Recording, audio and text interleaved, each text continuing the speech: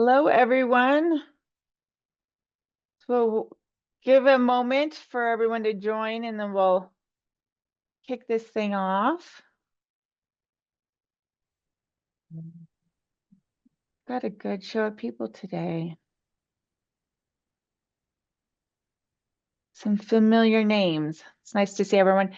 The chat is on, I remembered, so everyone feel free to engage in there. And Craig's joining us today, and he's going to be taking your questions in chat, as well as posting links to different articles that we talk about, so you can look into further documentation or information. And then we have Cassie Kerr here today from Pivotal Crew, which I'm really excited about. Thank you for joining us. Yeah, of course. So this is the first. We actually have not had a guest host on the office hours before. And if anyone is new to this, we actually do office hours once a month. It's the last week of the month. We aim for, let's see, the last Wednesday of every month. And so it's a great place to come and just get some information about how to expand your use or get more out of your investment in TimesS. But also, we do bring in our senior product manager, Jason Kasuga, throughout the year, so you can get introductions to new features and functionality that way as well. Jason is in the chat. Well, hi. So if you guys have any questions, and then we're happy to take questions throughout. We'll pause throughout the discussion to take your questions. And then at the end, I do like to kind of leave it open to ask questions that maybe are not on topic, but are general TimesS questions or process questions that you would like to talk about. And we'll do our best to answer them.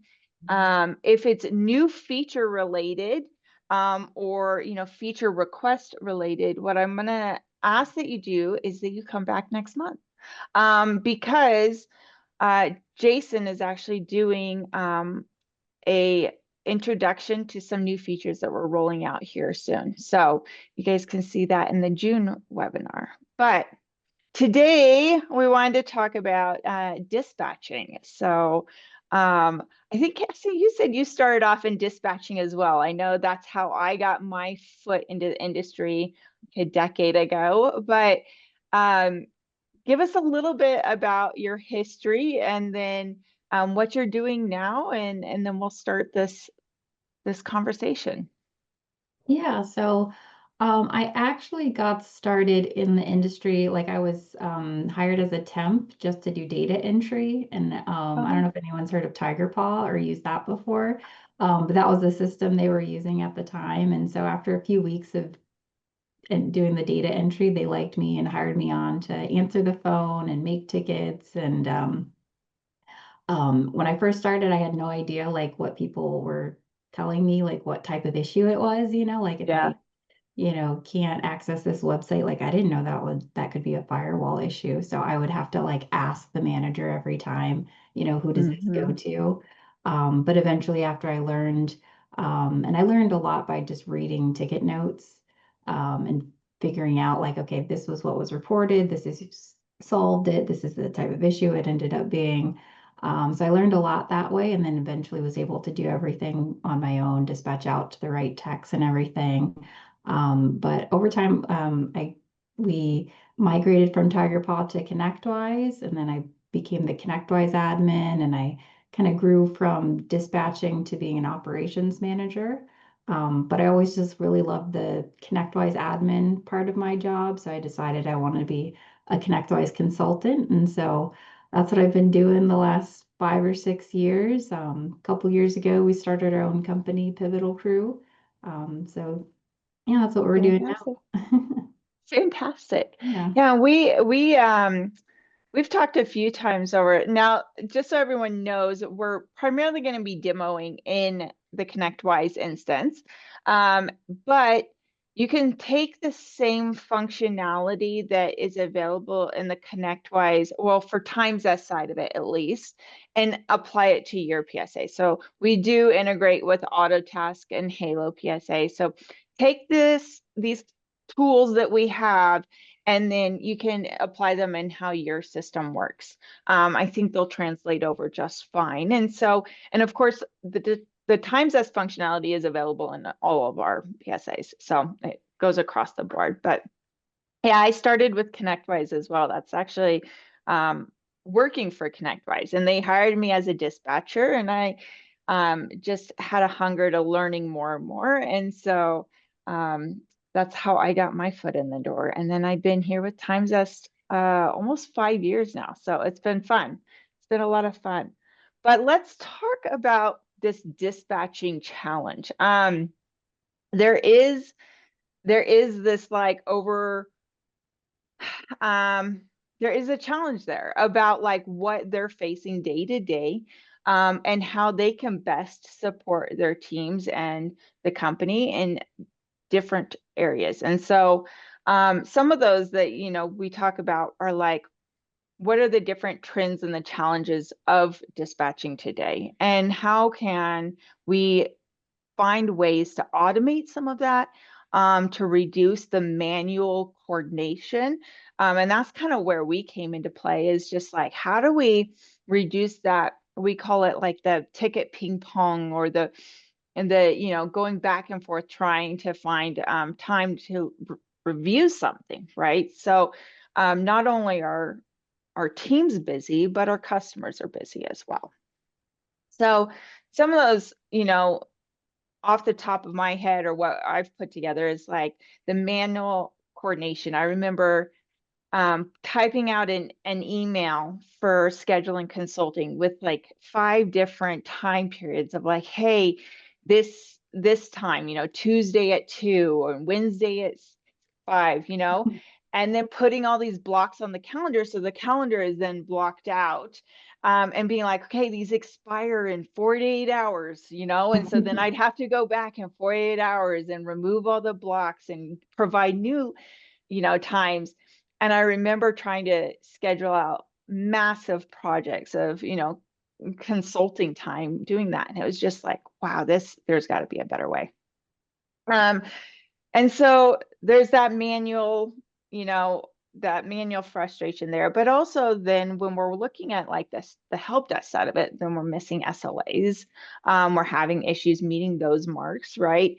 And then clients get frustrated because they're just going back and forth, and it's just delaying the process of actually addressing their initial concern. And the concern becomes coordination and not what the issue was that they submitted the ticket about, right? So are you seeing any other, trends out there, or things that you would say are common issues that I may have forgotten about?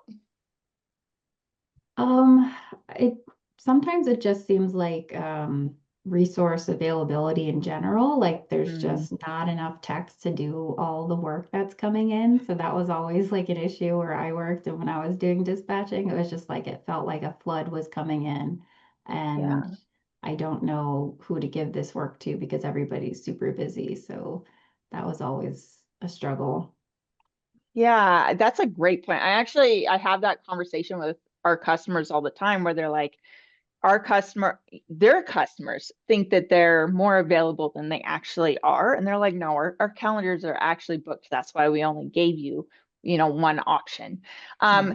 So yeah, that's a great point. And, I think that's another beautiful side of TimesS, is they're getting a real view of the real-time Right. availability, right? So when they're looking at the calendar, it's like, no, that's actually what's available, whether that's good or bad, right?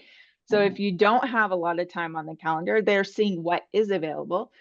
And then the other side of that is, if your calendars actually are more wide open, and you're just providing them 2 time slots, they're going to think that you don't have as much availability, but this will actually show them that you do have options for them, right? So there's 2 sides to that coin, that I think is great to address with this. And that automated scheduling really helps with that because it's a real-time view of the calendar, right? So I'd love to talk about some different like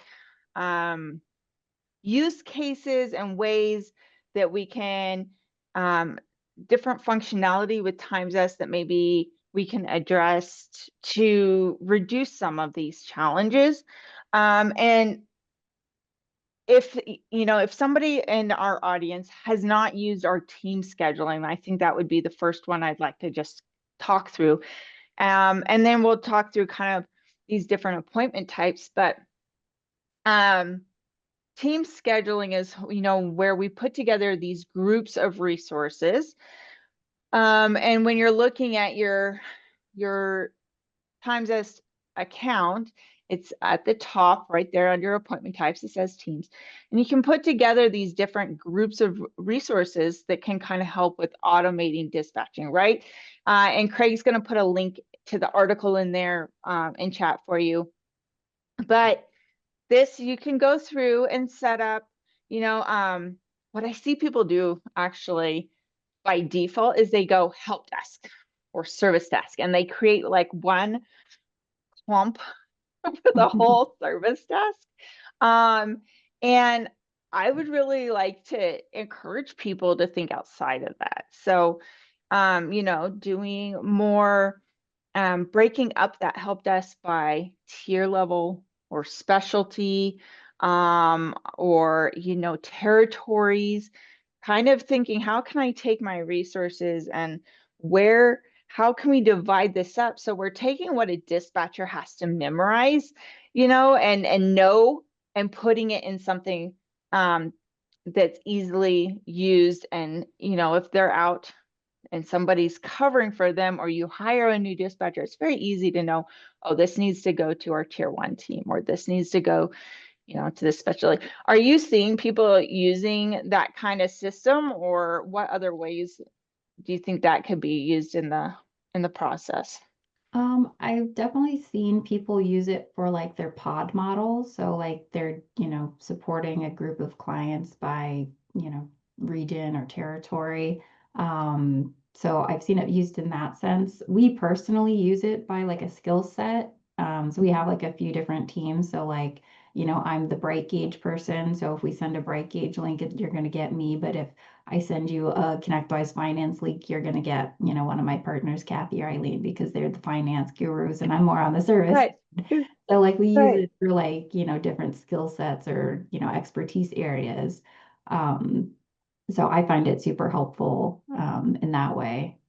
Yeah, that's fantastic. I love the skill set because I really do think it's taking the information, like I said, that someone would have to memorize, right? And you're actually putting it into a process, and making it really easy, right? And we can take this team scheduling. It's accessible right in the pod that's built into your ticket, right, with the resources, but you can also use it with URLs and things like that. And so it's not a it's very flexible is what I'm trying to say. It's just another tool in the belt that you can use, and you don't have to, right? So if you're like, oh, Bob is actually the best at this, and this is like a VIP customer, we need to make sure we have the best on it, you can send out an invite for just Bob. But if Bob's a part of a team where maybe it can go to anyone in that team, then it's good to use team scheduling and take away that flipping that the dispatcher would have to do between calendars, saying, okay, who's got the better availability? Who should I assign to this? They just select the resource team, the appointment type, and push send, and then, on with their day. Another part of that, is thinking about the different appointment types that people are using. We have the skill set, and then I see a lot of when people first start with TimesS, they think remote access and phone call. And those are like, they get pigeonholed into these like 2 appointment types. And so it's always nice to kind of get them to think outside of that. What are some examples of like appointment types you're seeing people use that are kind of outside of the remote access to PC, right? That kind of give them some different variation, but also customization.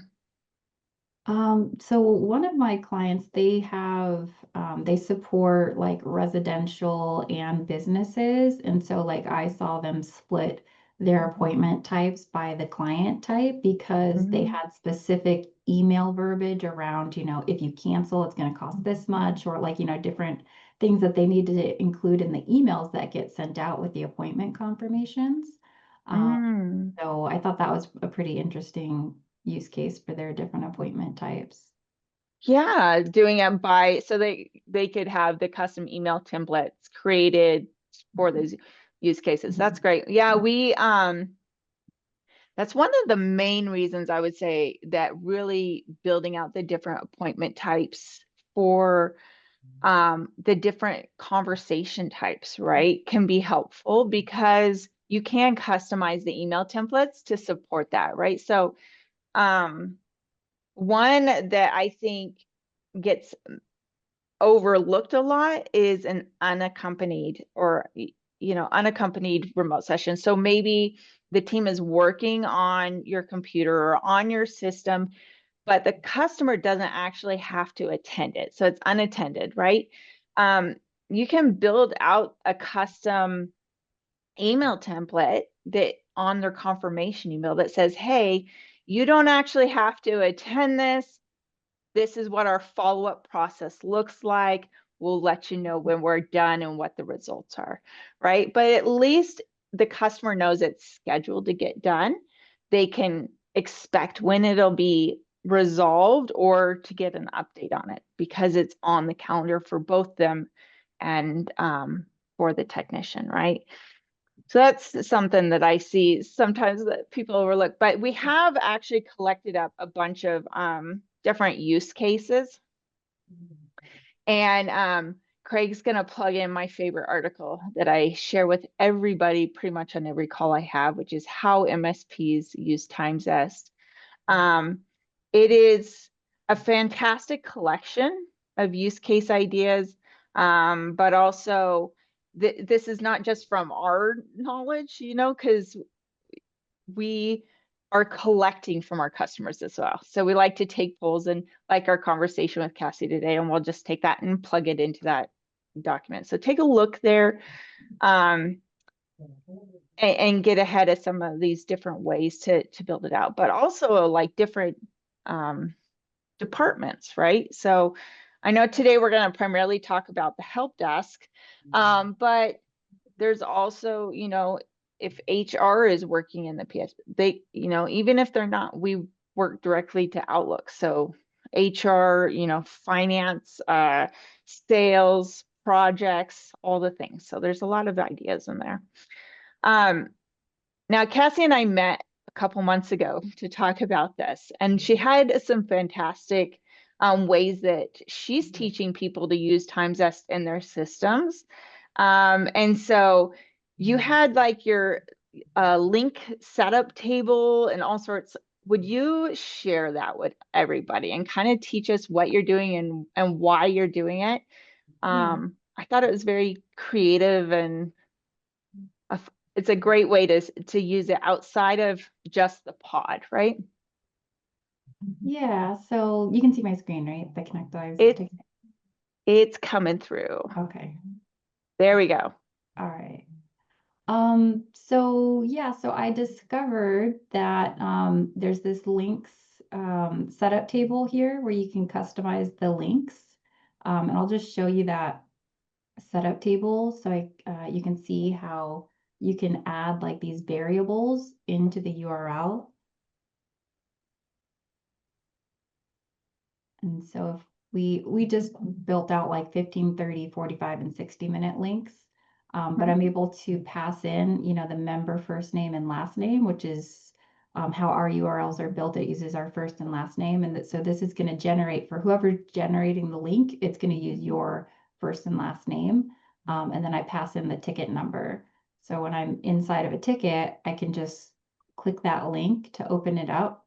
And then it just generates the link for me. So I use this method if I need to provide a customer a link that they need to use more than once to book like multiple meetings with me. So sometimes we'll like want to do like a training for their team and they want to split it between like 2 to 3 sessions. And I'm like, all right, just use this link and then you can book, as many as you need versus like, let me generate, 3 times S links and you're going to get 3 emails. Let me just give you this one link that you can use multiple times. So, um, So real quick, so everyone knows, and Craig knows which article to put in there, is the URL-based scheduling link. So we have a few different URLs. When you pulled up the links drop down on or actually you were in the setup table. Could you go back to that? So you'll see there that the SR number is on the end of it. And that will look different depending on your PSA, but and then the member last name brackets that you're using, that's going to be your user slug, right? So the slug that is set up in TimesZest for your user slug, and that'll help it populate, right? But that has to correlate to the same as what's in ConnectWise. I'm guessing is why you did first name, last name. Yeah. Yeah, that's what we Okay. chose. I talked to somebody recently and they made their slug like member ID. But when I showed them this, they're like, oh, that seems much easier. I'm gonna do that. Perfect. Awesome. All right. Thank you for going back so we could Yeah, clarify that. Yeah. of course. And then another thing that I started doing is so we do quarterly proactive audits, and once a quarter we'll go in and audit someone's, ConnectWise PSA system for them. And so when that ticket generates, I use Cognito Forms, which is a web form builder. And so when I click on this link, I've got it set to do like a pre-filled URL. So it's filling in this information from the ticket, like the company name, ticket number, put the contact in there, their email, and then I passed it, my name as the consultant. And then what I'm doing with TimesZest is once I complete this audit and I submit the form, um, I've got a field in here. It's hidden, so the user doesn't see it, but it's a field that I'm using to create the TimesZest link, pulling in information from the fields that I populated from ConnectWise. And so when I submit the form, the client gets an email and I include that link because basically I'm just sending them, here's our completed audit, use this link to schedule time so we can review the findings. So that's just another use case that I found that works really well. Yeah, that's awesome. I loved this when you showed this to me. I was like, that's such a cool idea. I love it. Yeah.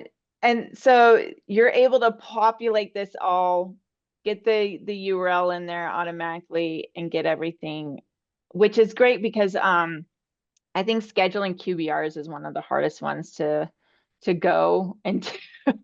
Now this is another product you were saying that you're using, this web-based forms. This isn't actually TimesZest, but you're using TimesZest functionality built in within it. So if anyone was confused about that, we're using the URLs in connection with other products that can use URLs to provide this link, right? So I saw something about multiple times, and I'd like to address that actually live. So the URL-based scheduling link, just so everyone's clear on the functionality, it's going to be tied to a person or team that you have populated in the user slug. And then it has the ticket number on the end. So what this is going to do is it's actually going to schedule all the meetings with whoever the primary contact is on the ticket, right? So that's what it's looking at for populating the names and all that within TimesZest.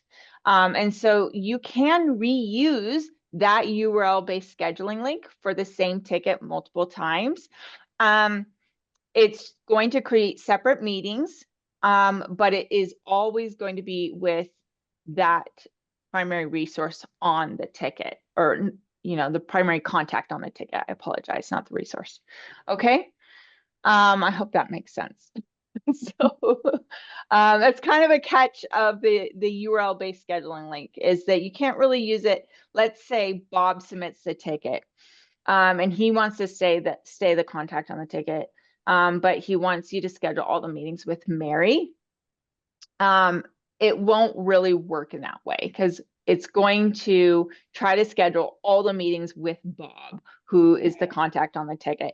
So in that case, what you could do is you could put Mary as the primary contact on the ticket and then CC Bob on the ticket, right? And that'll kind of help you with that process there. Now, what is something, how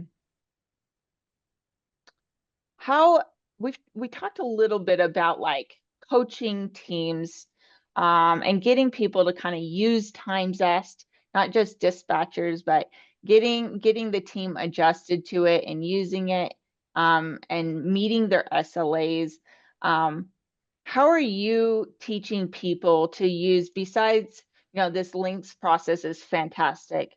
Are there other ways that you're coaching people to use it within their processes to meet SLAs and to managing tickets in general? Like, what are some tips on dispatchers managing tickets? So I mean, one of the ways like Time Zest will help with SLAs is by ensuring that like I like to have a ticket status called Time Zest sent, and that Mm-hmm. puts your SLA on hold. So once like myself as a dispatcher or resource sends that scheduling link out to them, I'm putting the ticket on hold and waiting for them to schedule it. And then I have Time Zest configured to switch the status to scheduled. Once it goes to scheduled, I'm meeting a time to response SLA. Mm-hmm. So it doesn't count that whole time from the time that I sent the Times S link and then the time that it goes into that scheduled status. So that'll help with your SLAs as long as you've got those statuses configured correctly and ConnectWise at least. Yeah. And then one of the other cool things that I found about Times S was like, if I'm having a call with a client and we're trying to book like our next meeting, I don't have to send an Outlook invite. I could just, like I did this yesterday, I just went, okay, let me pull up my availability and then I just generate the link and then I'll open that up and then I just book the meeting for them through TimesS. So that way, like it still links it to the ticket for me instead of this like Outlook appointment that I send that, is now like I'm going to have to make sure my tickets get scheduled and. So I find like this is a really cool use case as well. Yeah, absolutely. I've had that was like a little workaround we came up with probably 3 years ago or so. But yeah, it's great, especially if you have people taking calls. So we have a lot of our customers that are still having a lot of phone calls come in, and their team is taking shifts of taking calls, and then they're manually creating tickets. And so I would say like that process right there, when you create the ticket and you use the generate URL and you put it into your own browser tab, and you're on the phone with the customer, so you can be like, hey Bob, how about tomorrow at 2 o'clock? And when they say sure, that works, you can schedule it right then and there, and then you're not waiting on them to respond to an email, and you're shortening that gap even more, right? The other times that I've, coached people on using that exact, process is, a lot of times customers say their text will get dispatched to ticket. So a new ticket comes in, it's dispatched to the technician, and the technician's first task is to call the customer. There's a lot of times when, the customer may answer the phone and be like, I can't sit on the phone for the next 20 minutes to discuss this, right? So, or they don't answer. But if they do and they're like, hey, right now is not a good time, you can do this process still and say, hey, what time later today or what time tomorrow works for you, and schedule it while you're on the phone with them. So it's a great way to kind of cut the corner of waiting even more. Yeah, it's fantastic. What hurdles do you see in dispatchers adopting these kind of processes? Do you see any like resistance on your side or Um, hesitations? Yeah, sometimes it's like hard to like you feel like you're giving up a little bit of control. Like you Mm, might um feel like, well, something's gonna get scheduled somewhere that I might, be planning to put something there and I haven't gotten to it yet. And then now there's a Times S meeting and you don't want to reschedule those because the client, confirmed it already. right. So I think in the beginning there's that initial like, oh, I don't I want to make sure I put everything where it needs to go. Mhm. Um, but I mean, I found like I don't think I could live without Time Zest, you know. Today it makes everything so much easier to just put it back on the client to find a time that works for you. There's no more back and forth. Yeah. Um, and just as long as you're keeping in mind, like, if something high priority comes up, that you're setting aside time for those sort of things that are going to come up, you know. Another, yeah, that's a great point. And something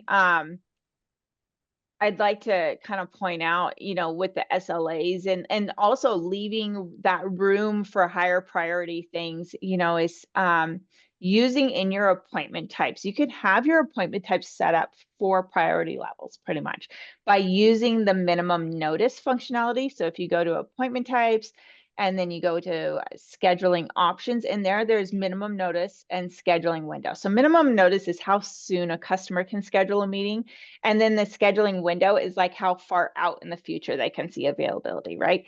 So you can say, okay, if something comes in and you're like, this is not urgent, right? This can take place, tomorrow.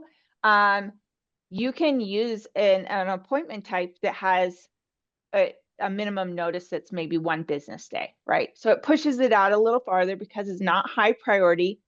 Their world is not on fire, right? And that leaves more room in your day for higher priority things. Um, and then the other side of that, I had a conversation with somebody one time where they're like, well, our techs are sending out time zest when their email is down.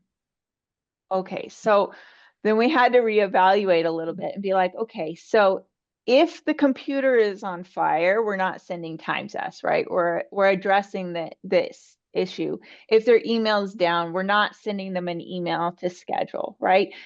So being really methodical and teaching your dispatchers and your techs to look at what it is, what's the priority level, and what fits, right? Sometimes it is best just to pick up the phone and call them. Most of the time, though, it does not need that instant addressing. It needs some prioritization to make sure that everybody's being taken care of because calendars are full.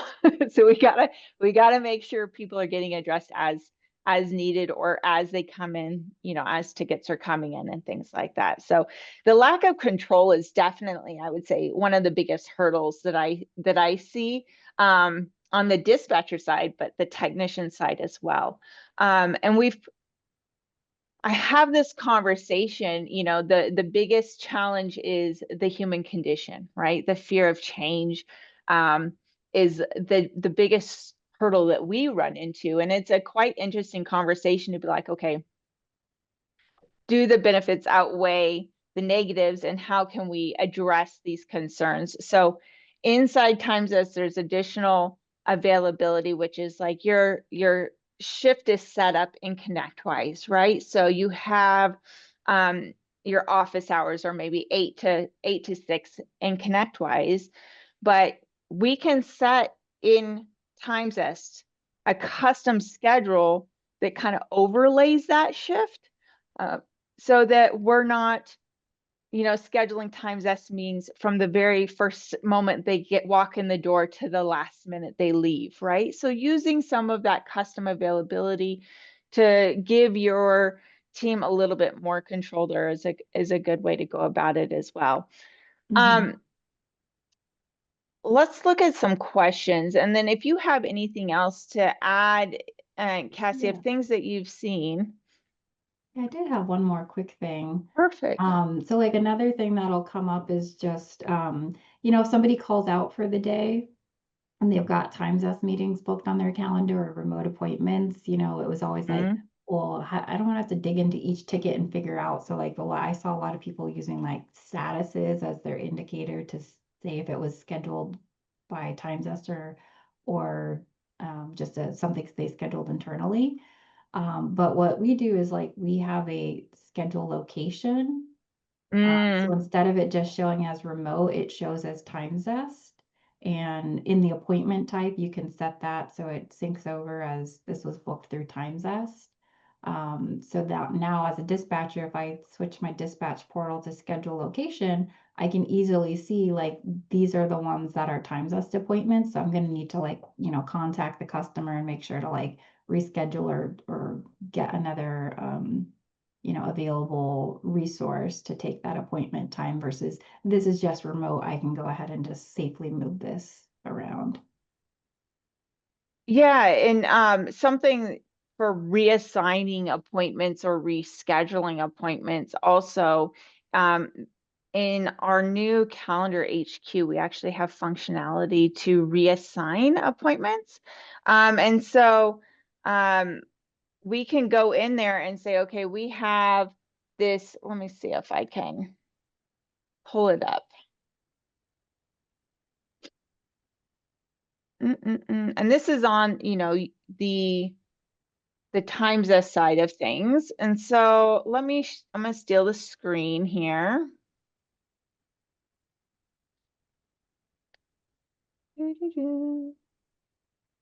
So this is a newer functionality we released on Calendar HQ at the beginning of the year.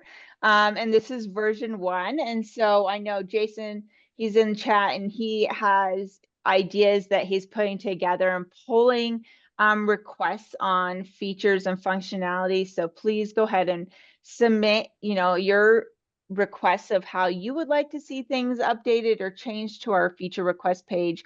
I know Craig will put that in the chat for everyone, but here's the dashboard. But if you come over here to Calendar HQ,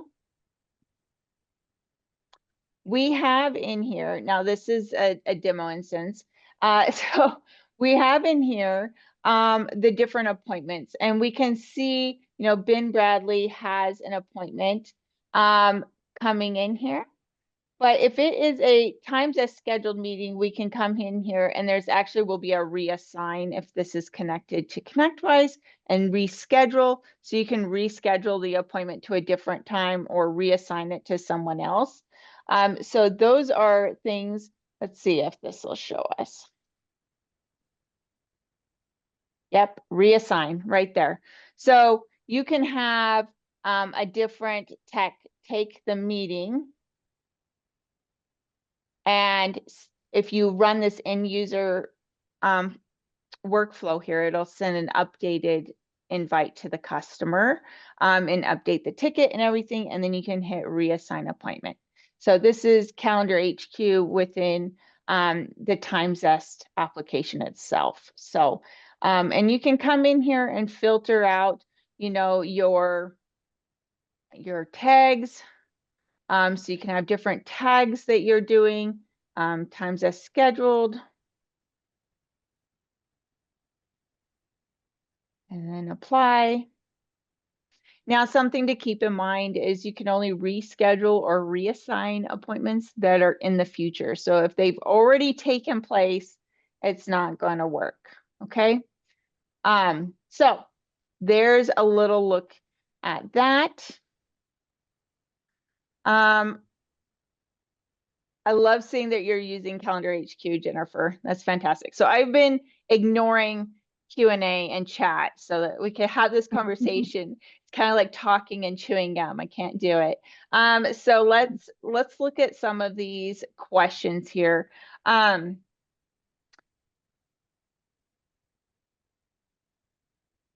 So Kath, it's only going to work if, so she's asking, we wouldn't want our customers to reuse, you know, links. With this functionality though, that we were talking about earlier, it is tied to a ticket, right? So her concern was there wouldn't be a ticket. It's not that URL has to have a ticket number. to work, right? So you have to have a ticket number that it's tied to work. And then we do have functionality in the appointment types to say, you can't schedule against a closed ticket. So you can block it if the ticket's been closed. It's not going to let times a schedule on it. So there is some control measure within there with different features that you can use to make sure that that's addressed. Okay. The next question, Brian asked, what ConnectWise escalation status do you have for each board status? So sent, scheduled, appointment canceled, no response. So Cassie, do you have any input on what you're seeing? I can see you're thinking on that. Yeah. So yeah, I can take this. So when I set up SLAs, like there's time to respond, time to plan, and time to resolution. And so I think of time to respond as my time to triage the appointment, which to me is going to be the scheduled status. Like I've triaged and dispatched out the ticket. And so that's the first measurement I want to look at in the SLA. And then time to plan is when a technician starts working on the ticket. So I associate that to the in progress status.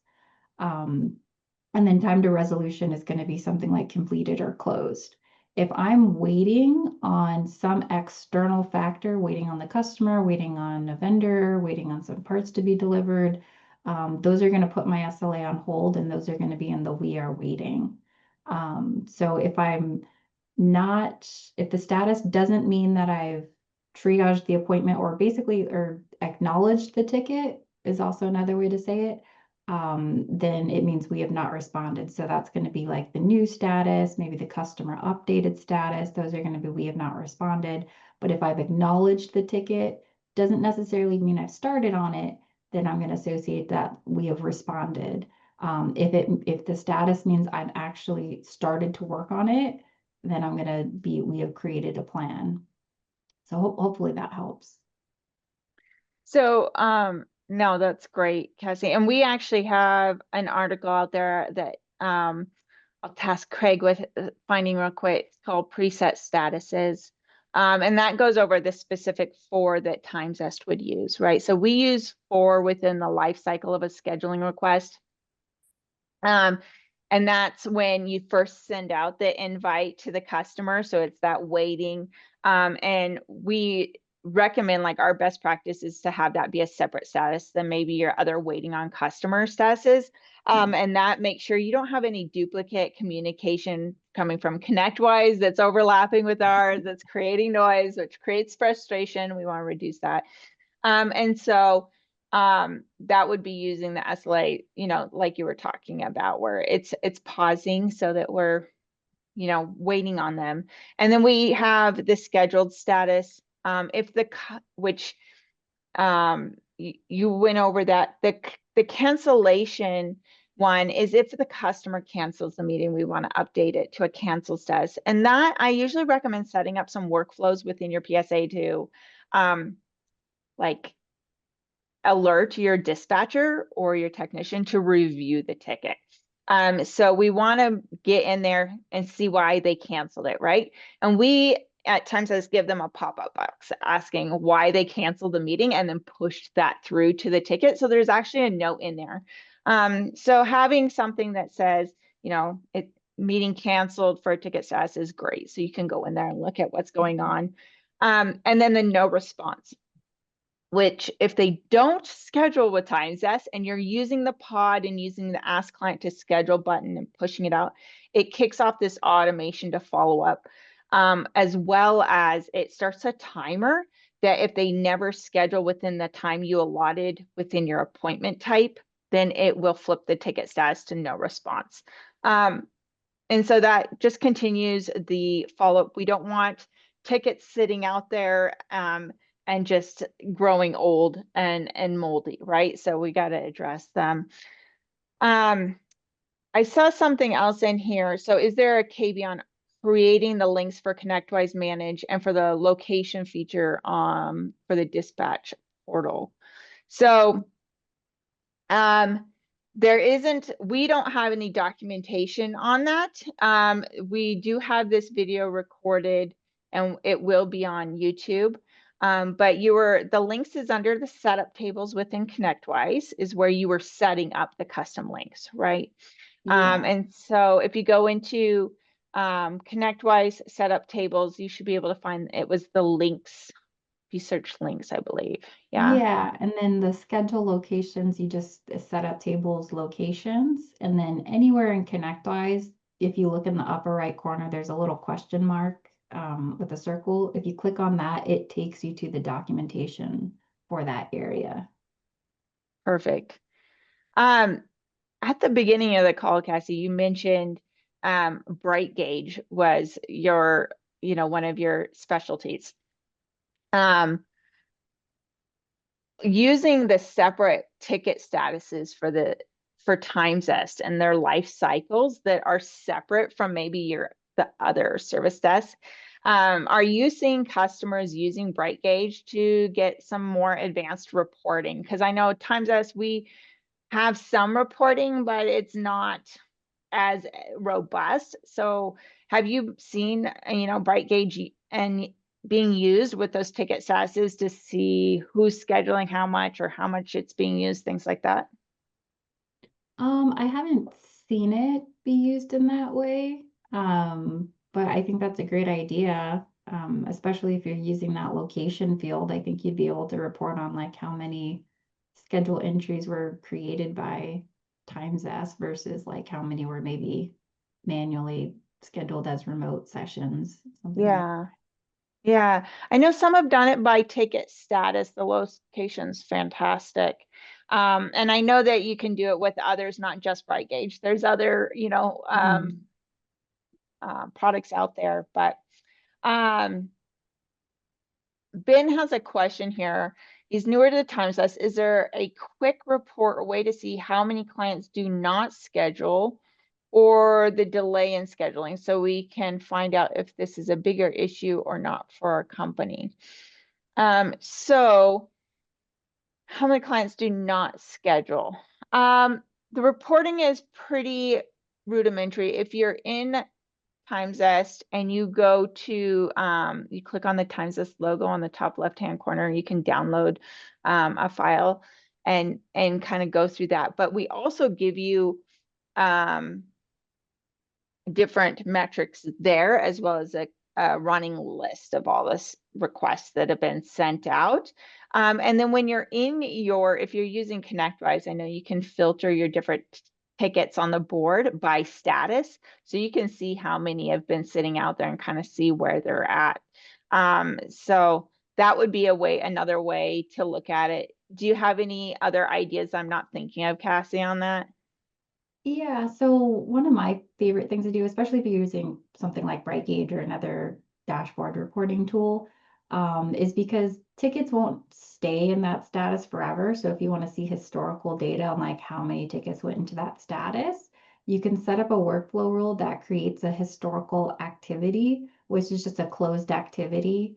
And then you can report on those activities in BrightGauge. So it's kind of like it'll kind of a way to report on the audit trail without having access to the audit trail is you just create that activity and then you go and find all of those to report on. So you can start to see like counts of like, okay, this week, how many did we have that didn't respond?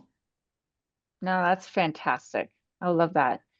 Um, let's see what other I'm scanning questions here. We set up workflows to move a ticket from whatever queue it was in back into our triage queue so it can be reviewed by dispatch to confirm if any further action is needed. We did the same thing for when our customers have not responded within 72 hours of our attempts to schedule with clients. Yeah, and that's a great way to kind of keep it visible, to the dispatcher, what's going on. The timing of that, something to keep in mind. Usually for our no response timing, I recommend somewhere in the 3-day range, 3 to 4 days. And the reason why it's a little more, lenient. Some people will set it, some of our customers will set it like 5 or 7 days, and then others are like 24 hours, right? So we get both sides of the spectrum. And I usually recommend the 3 and 4 days because right now it does count weekends and holidays. So it's like it's wall clock time, right? And so we want to make sure we're giving our customers enough time to actually schedule and not too much time to where your ticket's just sitting out there. But we also want to make sure that we have reminders set up. And so inside TimesUs, when you go in your appointment types, you can set up under the classic configuration 2 different reminders. And these are reminders to the customer that they still need to schedule, right? So we're going to trickle these little knocks on the door saying, hey, make sure you're scheduling your appointment with us. And then we'll kick off and send it back to the dispatcher. I also see a lot of customers where they do have the dispatcher reach out or review the ticket, to see what's going on if they haven't responded to the request. And then other MSPs will handle it where they'll have ConnectWise or their PSA send out one more email. And you can do it in TimesUs as well under our workflow configuration in the appointment type, which is more in depth. It gives you a lot more customization. And create a custom email template that's like, hey, we've been trying to reach you. We're going to wait 48 hours and then we're going to close your ticket, And I don't know about you, Cassie, but for me, my experience when I was dispatching, like if we said we were going to close your ticket, it's like something goes off in their brain and they're just like auto response, like, don't close my ticket, right?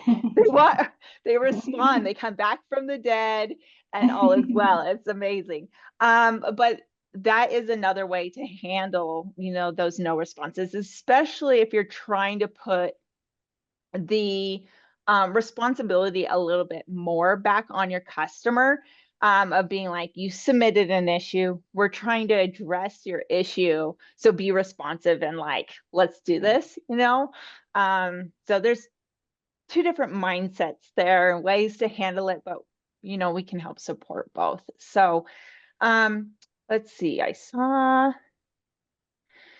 can I be notified for all schedules? For example, when customer selects a session or does book a callback, I would like to be notified for tracking and resource management purposes. Asha, this is a great question. And I believe we've spoken before and you're a dispatcher, right? So what we can do is TimesUs is not going to email you, but we do have this function. It's a Microsoft Teams integration. So we have 2 different Microsoft Teams integrations. And one is like Teams meetings, like our Zoom meeting now. And another one is Teams messaging.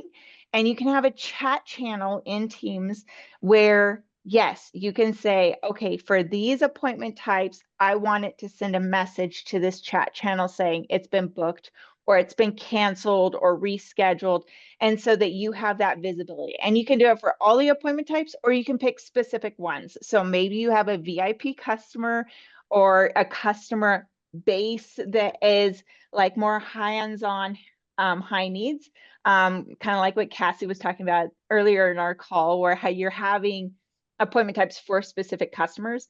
And then that, that one puts in messages, right? So it's not becoming just more noise, it's more manageable, which is what I would recommend, is being a little more methodical about how many of those you're messaging yourself, or it's just going to be this white noise. So yeah, we actually use that feature. So like when we get a sales discovery appointment that gets booked, we get a Teams notification, or like if a new client schedules their onboarding call with us, then we get a Teams notification.